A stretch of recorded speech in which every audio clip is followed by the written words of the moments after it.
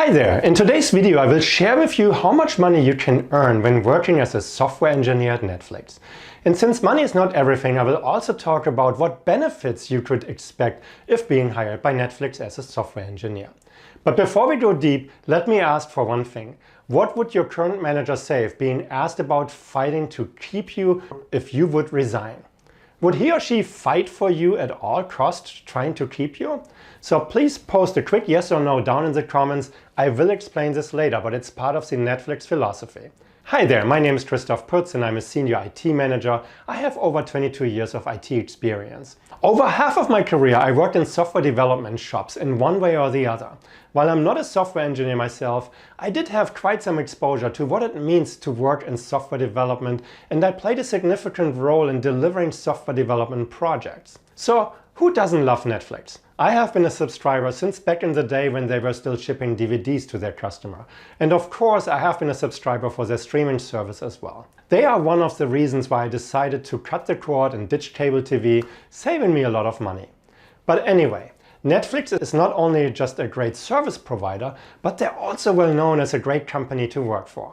They were one of the first few companies to offer unlimited vacation time to their employees. Yes, you heard this correctly, unlimited vacation time. It's not a bad benefit if you ask me. Before I share the salary information with you, let's talk briefly about the culture on Netflix and how the company has really reshaped what human resources, employee performance, benefit and work looks like. So Netflix has 7 highly important aspects of their internal culture, and those are important to use. So the first thing that matters is really their values and what they value internally. The second one, it has to be a high-performance work environment. They hire the best and they expect that the employees deliver their best work at all times, and you will see this from the benefits as well. The next thing really is freedom and responsibility. They give you all the freedom and flexibility you need to do really your work. They also give you the responsibility to decide what to do, when to do it, and how to do it, and then you can deliver on that. That is your responsibility. Next, context, not control. They do not want to control or micromanage you in any way. They provide you with guidance and the appropriate context. You are expected to do the rest. Fifth, along the same lines really, everyone is aligned, but the structures are loose within Netflix. So if you think about it, all these things go together. They give you enough freedom to live out your personality and deliver the best work. So next, Netflix wants to attract really the best of the best by offering top of the market pay. It's an important part of the internal hiring perspective. So they do not want to just get people on, they want to make sure they get the best people and then they want to keep them. So that is reflected in the pay structure that Netflix offers. Last but not least, so the 7th item on this list here is promotions and development are a given in their environment. Promotions and development. So really developing your skills, developing your career. So they live and work by these 7 values and they adhere to them by showing really who gets rewarded, promoted, or who's being let go. And that's one of those items with the question that I had earlier. So of course there's a lot more to this. As a matter of fact, there's actually a 126-page PowerPoint deck that you can find online, and it outlines exactly the entire Netflix working culture. So I will link to it down in the description below if you want to check it out. I was really blown away when I started going through that PowerPoint deck. So, but back to this video, the software engineer salaries at Netflix. Netflix hires only senior level software engineers. So there's only one level of engineering staff, just senior level. The pay is structured and not everyone gets the same, of course. So even within that senior level, there are differences, and I will go through this. Then you can also choose between just being paid in cash or a mixture of cash and stock, or you could even go all the way and just be paid in stock. So if the stock goes up and that's what you expect, you could be daring and say, I want to be only paid in Netflix stock. So now for the salaries. So the lowest salary for those senior level software engineers starts at $420,000 per year, or that is $16,153 every other week. Then the mid-level, that's $479,000 per year. That is then also $18,423 every other week. Then the upper range for a senior level software engineer at Netflix, $495,000 or $19,038 bi-weekly. Then there is one additional level, and that starts at $525,000 or $20,192 bi-weekly. So very impressive numbers here. So if you search on Glassdoor for these type of salaries, you will find an average salary of $398,546.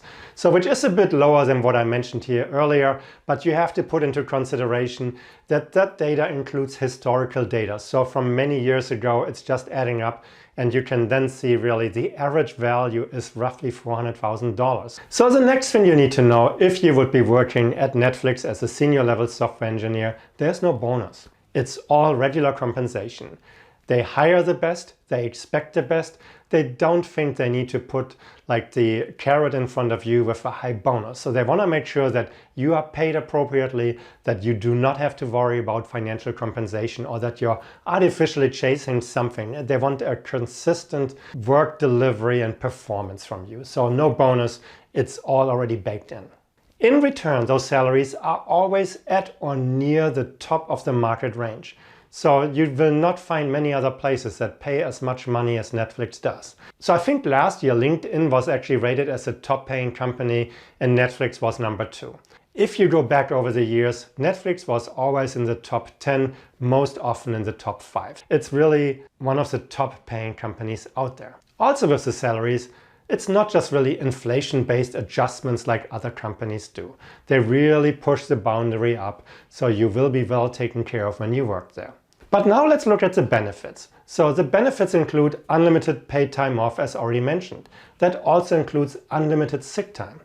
Then you have up to 1 year off for new parents, so which is great. I mean, you can split it, you don't have to take it all in one stretch. Also with your partner, break it into different, I want to say, stretches of time so that you get more time spending with your little one at that time. Then there are 10 paid days for specific child or parent or dependent care, including pet care. So of course you could take vacation time and everything, but vacation time is treated differently. This is more for those emergencies where you do not necessarily have the time to arrange for a backup for you, like when you would go on vacation. So very important, up to 10 days. Then when on site, I mean, I know this video is recorded during the pandemic and not everyone has returned to the office yet, but if you work on site at Netflix offices, you will get free breakfast, free lunch and dinner, of course, plenty of snacks as well, and it includes drinks as well. So then 401k. They offer a 100% match dollar for dollar on the first 4% of your salary. So next, Netflix offers an employee stock purchase plan, an ESPP, where you can buy shares with an up to 60% discount. Then also, every Netflix employee receives $16,000 to cover health insurance premiums. It doesn't matter if you're single or family, everyone gets this $16,000. If you are single and you cannot max out this benefit, they will give you up to $5,000 back over the course of the year. So now think about it. You could say that Netflix actually pays you to have health insurance at that point. So talking about health insurance and related topics, they have a really generous short and long-term disability with payouts that start for the first 12 weeks at 100% of your salary, and after that it's up to 70% of your salary for $20,000 per month as a maximum. Then life insurance. They have a really high level of life insurance offering. So the beneficiaries receive $1.5 million. Then also Netflix wants you to be productive. As mentioned earlier, they pay a lot of money, they hire the best of the best, they want you to be productive. So with that being said, Netflix does pay for your commute cost if you use Uber or Lyft going to work. So they want you to be productive during the time that you can be on meetings and calls. You could be on your laptop doing reviews of code or whatever else. And for those larger offices, they even offer shuttle buses from certain areas going back and forth to the office. So again, you have internet on those buses, you can be productive. So not necessarily publicized or promoted publicly too often, but Netflix also has a generous severance package. So, and that's not there by accident. Remember the question that I asked earlier? I hope you put it into the comments what your answer is. Would your manager try to retain you if you would walk in and resign today? So some companies just let you go, some fight for you and offer you a counter proposal or something. And this is not about getting that counter offer. The question really is more related to your employee performance and the review process. So all managers would really ask themselves the following question. Which of my people, if they told me they were leaving today for a different job at a competitor or a peer company, would I fight for? So which one of my staff would I fight for really hard to keep them and trying to convince them to stay? If you are a manager and you have people that you wouldn't fight for at all, well then the Netflix philosophy is just like, okay, let them go, because if you don't want to fight for them, they are not really the best. So in that case, if you are not really convinced that you want to keep somebody, your job is to give them a generous severance package and replace them ASAP, really. That's the idea behind it. And if you think about it, it's like, it could be pretty cruel in a certain way. But from a productive and delivery perspective, if somebody's just keeping a seat warm, there's no point in keeping that person around. Other benefits is like a 200% donation match. So if you want to donate money to your favorite charity, Netflix will support you with up to $20,000 per year, and it resets every year. Then normal stuff that other companies offer as well: phone bill reimbursement, relocation assistance, fertility and adoption assistance, a gym discount, there's an on-site laundry, and Netflix is also a pet-friendly workplace, so you could bring your dog or your cat or whatever else to work. So working at Netflix really pays in many, many ways.